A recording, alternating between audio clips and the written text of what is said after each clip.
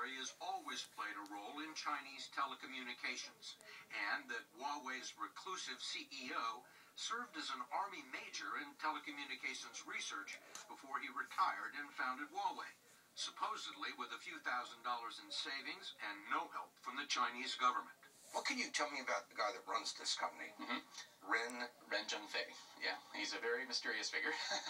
And, there really isn't that much known about him. Has he ever given an interview? Not that I'm aware of.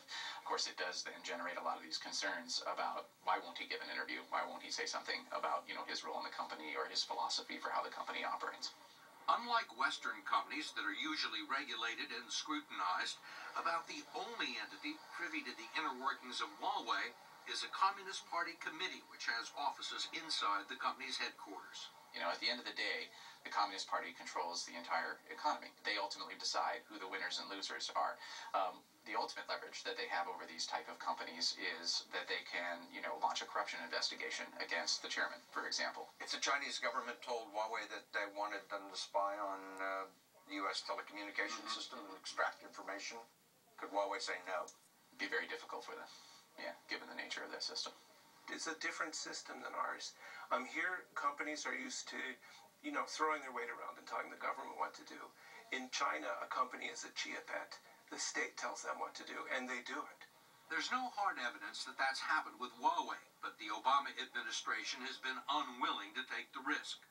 2 years ago, when it appeared that Huawei might land its first big American deal, a $5 billion contract to build Sprint's new 4G wireless network, the U.S. government stepped in.